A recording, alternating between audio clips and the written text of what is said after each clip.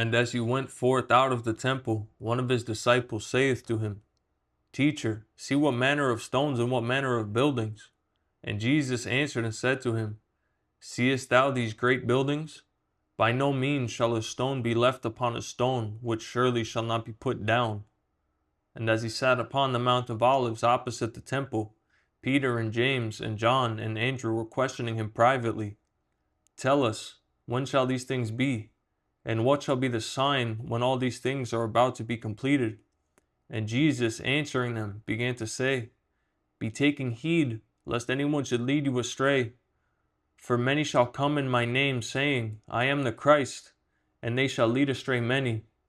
But whenever ye hear of wars and reports of wars, cease being clamorous, for it must come to pass, but the end is not yet. For nation shall be stirred up against nation, and kingdom against kingdom, and there shall be earthquakes in place after place, and there shall be famines and troubles. These are the beginnings of birth pangs. Be taking heed to yourselves, for they shall deliver you up to councils, and ye shall be beaten in their synagogues, and ye shall be made to stand before governors and kings on account of me, for a testimony to them. And it is needful for the gospel first to be proclaimed to all the nations. But whenever they lead you away and deliver you up, cease taking thought before what ye should say, neither be meditating. But whatsoever shall be given you in that hour, be speaking this. For ye are not the ones who speak, but the Holy Spirit.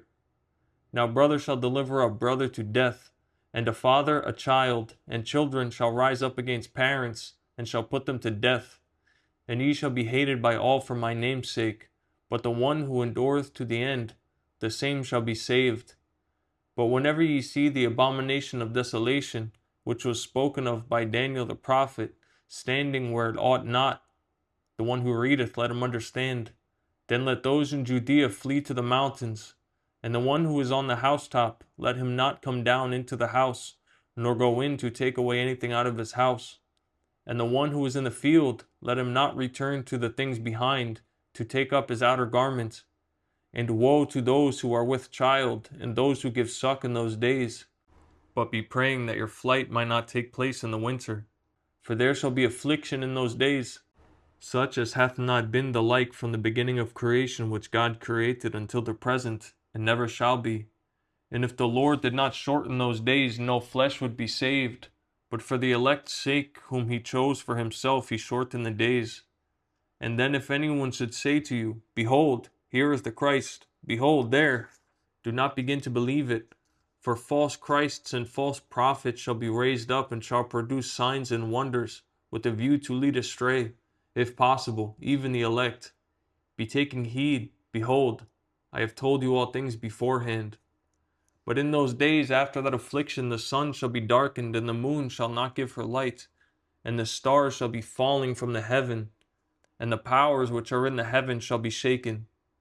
And then shall they see the Son of Man coming in clouds with great power and glory.